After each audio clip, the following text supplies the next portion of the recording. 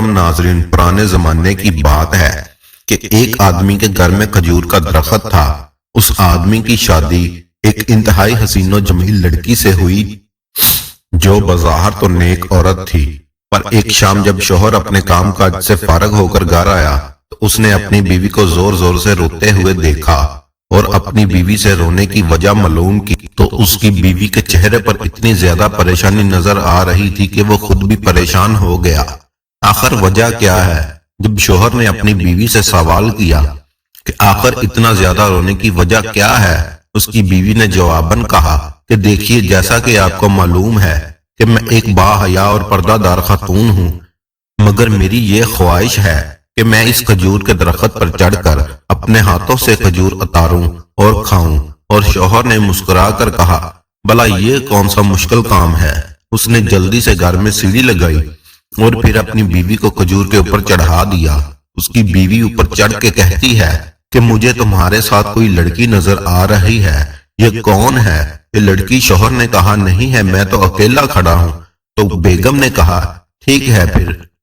وہ کھجوریں کھانے لگے۔ تھوڑی دیر بعد تو بیگم نے کہا، ٹھیک ہے پھر۔ وہ کھجوریں کھانے لگے۔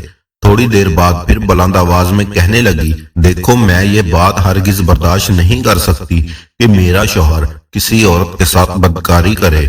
اس لڑکی کو گھر سے نکال دو، یہ غیر محرم ہے۔ تم نے جو کرنا ہے مجھ سے کرنا، میں تمہارے لیے حلال ہوں، یہ لڑکی حرام ہے تمہارے لیے۔ اس کا شوہر کہنے لگا، دیکھو بیگم، ایسا مذاق نہیں کرتے، لوگ کیا کہیں گے، جبکہ میں تو اکیلا ہی کھڑا ہوں، خدا جانے تم کو کیا دکھائی دیتا ہے۔ شوہر نے قسم کھا کر بیوی کو نیچے اتارا اور پوچھا، اب بتاؤ کیا دکھائی دیتا تھا؟ تم ایک لڑکی سے زنا کر رہے تھے، میں نے اپنی آنکھوں سے دیکھا۔ اور شوہر نے کہا، ایسا کچھ بھی نہیں تھا، لیکن تمہاری آنکھوں کا دھوکہ بھی تو ہو سکتا ہے۔ وہ فریبن عورت نے کہا، اچھا لگتا ہے میری نظر کو دھوکہ تھا۔ تھوڑی دیر گزری تو وہ بولی کہ میرے سر کے تاج، اب آپ میرے لیے کھجور لے کر آئیں۔ تو وہ شوہر خوشی سے کھجور پر چڑھ گیا اور اپنی بیوی کے لیے کھجور لینے لگا، اور فریبن عورت نے اپنے عاشق کو بلا لیا جس کی یہ خواہش تھی کہ میں تمہارے شوہر کے سامنے تم سے ہم بستری کروں۔ اس نے ایسا ہی کیا اور اپنے شوہر کے سامنے اپنے عاشق سے ہم بستری کرنے لگی۔ جب شوہر نے اوپر سے یہ سارا منظر دیکھا تو دل ہی دل میں اپنی بیوی کو یاد کر کے کہنے لگا، یہ ایسا درخت ہے جس پر چڑھ کے عجیب و غریب دکھائی دیتا ہے۔ پھر بیوی کو بھی تو ایسا ہی لگتا تھا، جب اوپر تھی تو مجھے کسی لڑکی سے زنا کرتے ہوئے دیکھ رہی تھی، اب وہ نیچے ہے تو میں اوپر ہوں اور مجھے بھی یہی لگ رہا ہے۔ اور پھر شوہر نے کہا، بیگم فکر نہ کرو، مجھے یقین ہے تمہارے ساتھ کوئی بھی نہیں، لیکن در حقیقت وہ اپنے عاشق سے کیا وعدہ پورا کر رہی تھی۔ اس کے عاشق نے کہا کہ میں تمہارے شوہر کے سامنے تم سے ہم بستری کرنا چاہتا ہوں۔ جب شوہر نے نیچے آنا چاہا تو وہ جلدی سے چلا گیا۔ پھر اگلے دن وہ کام کاج کر کے واپس آیا۔ پھر اس کی بیوی نے شور مچا دیا کہ دیکھے، جب میں نہاتی ہوں تو سامنے درخت پر بیٹھے پرندے میری شرمگاہ دیکھتے ہیں۔ میں نہیں چاہتی کہ میرے شوہر کے علاوہ کوئی اور میرا جسم دیکھے، اس لیے مجھے ڈر لگتا ہے کہ کہیں میں بے پردہ نہ ہو جاؤں۔ اپنی بیوی کی یہ باتیں سن کر شوہر دل ہی دل میں خوش ہوا کہ اس کی بیوی اتنی وفادار اور پردہ دار ہے، اور پوچھا کہ اچھا بیگم بتاؤ کیا چاہتی ہو؟ بیوی نے جواب دیا، میرے سر کے تاج، مجھے اس پریشانی سے نکالے۔ تو اس کے شوہر نے کہا، اچھا رونا بند کرو، میں فوری طور پر اس کا کوئی حل نکال دیتا ہوں۔ اس کے بعد وہ درخت کے پاس گیا اور اسے کاٹ دیا جہاں سے پرندے اس کی بیوی کو ننگا دیکھ سکتے تھے، اور پھر گھر آ کر کہنے لگا، لو اب تو تمہیں کوئی پرندہ بھی نہیں دیکھے گا۔ یہ سن کر بیوی خوش ہو گئی، لیکن چند دن بعد ایک ایسا واقعہ پیش آیا جس میں اس آدمی کو اپنا گھر بار چھوڑنے پر مجبور کر دیا اور اپنا سامان لے کر کسی دوسرے شہر میں چلا گیا۔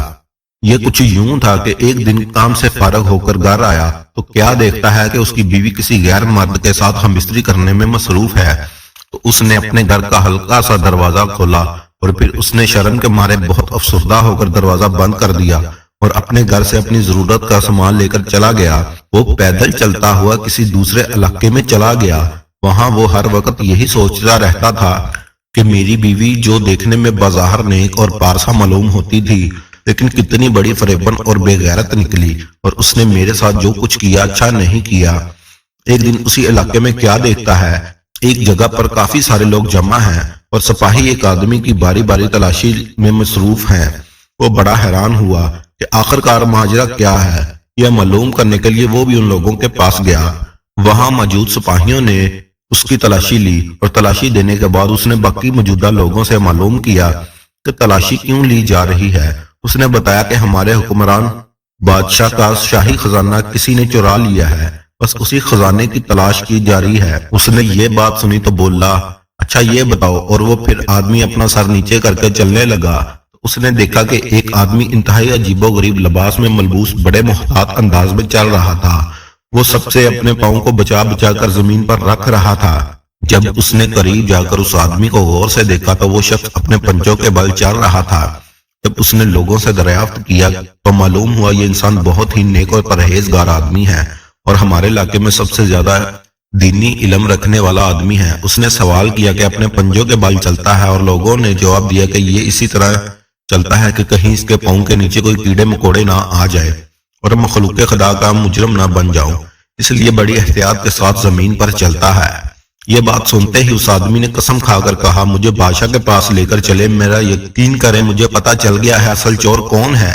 یہ سن کر وہاں موجود سب لوگ حیران ہو گئے اور پھر سپاہی اس آدمی کو بادشاہ کے پاس لے آئے اور بادشاہ کو بتایا کہ یہ دعویٰ کرتا ہے کہ یہ چور کو جانتا ہے جس نے آپ کا خزانہ چوری کیا ہے۔ ان لوگوں نے بھی یہ بتایا کہ حضور یہ کسی اور علاقے کا ہے، پھر بھی یہ دعویٰ کرتا ہے مجھے چور کا پتہ چل چکا ہے اور میں چور کو جانتا ہوں۔ یہ بات سن کر بادشاہ سلامت بہت حیران ہوا اور اس آدمی سے سوال کیا، بتاؤ وہ کون ہے جس کے بارے میں تمہارا دعویٰ ہے کہ وہ آدمی چور ہے؟ تو اس نے بتایا کہ بادشاہ سلامت، آپ کا چور وہی ہے جو آدمی انگلیوں کے بل چلتا ہے اور آپ اسے بہت نیک آدمی سمجھتے ہیں۔ یہ سن کر بادشاہ کی حیرت کی انتہا نہ رہی اور اس نے کہا، یہ کیسے ہو سکتا ہے؟ دیکھو اجنبی آدمی ایسے کسی پر بغیر ثبوت کے الزام لگانا کوئی اچھی بات نہیں۔ وہ بڑا نیک اور پارسا انسان ہے، تم کیسے کہہ سکتے ہو کہ خزانہ اس نے چوری کیا ہے؟ حضور میرا یقین کرے آپ کا چور وہی آدمی ہے، کیونکہ جب نیکی اور دین کے کاموں میں مبالغہ آرائی شروع ہو جائے اور اس کا نیک اعمال میں دکھاوا بڑھ جائے تو اس کا مطلب یہ ہے کہ اس کے اندر کوئی نہ کوئی گناہ ضرور چھپا ہوا ہے، اور بلند کردار کے حامی ناظر آتے ہیں، ان کے اندرونی معاملات اور ہوتے ہیں۔ اور بادشاہ سلامت آپ میری بات کا یقین کریں، بالکل اسی طرح یہ آدمی بھی نیکی اور بھی پاک دامنی کا مظاہرہ کر کے اپنی اصلیت کو چھپانا چاہتا ہے۔ در حقیقت یہ اللہ والا اندر سے کھوکھلا ہے، جو کہ حضور دیکھا جائے تو اللہ والے اپنی نیکی اور عبادت کا ذکر کسی سے بھی نہیں کرتے اور نہ ہی لوگوں کے سامنے نیک بنتے ہیں۔ اس آدمی کی ساری باتیں سن کر بادشاہ نے کہا کہ جاؤ اسے لے کر آؤ اور ابھی فیصلہ ہو جائے گا۔ پھر حکم کے مطابق سپاہی گئے اور اسے پکڑ کر بادشاہ کے سامنے لے آئے۔ تو بادشاہ نے پوچھا کہ تم ہمارا خزانہ چوری کیا ہے؟ تو بادشاہ نے پوچھا کہ تم نے ہمارا خزانہ چوری کیا ہے؟ وہ بولا، حضور خزانہ اور میں آپ کو کس نے مغالطے میں ڈال دیا ہے؟ نیک آدمی جب مکر گیا تو دوسرا آدمی ایک سپاہی سے تلوار لی اور اس کے گردن پر رکھی اور بولا کہ بتاؤ خزانہ کہاں ہے، نہیں تو میں تمہاری گردن اتار دوں گا۔ بس دوستو یہی کہنا تھا کہ وہ موت کے خوف سے بول اٹھا کہ میں نے فلاں جگہ خزانہ دفن کیا ہے۔ سب ماجرا دیکھ کر بادشاہ سمیت سبھی درباری حیران ہو گئے۔ ہمیں دعا کرنی چاہیے کہ اللہ ہمیں ایسے لوگوں سے محفوظ رکھے۔ پہلے دوستو امید کرتا ہوں آج کی ویڈیو آپ کو پسند آئی ہوگی، تو اسے لائک اور شیئر ضرور کیجیے گا۔ ملتے ہیں اگلی ویڈیو میں، تب تک کے لیے اللہ حافظ۔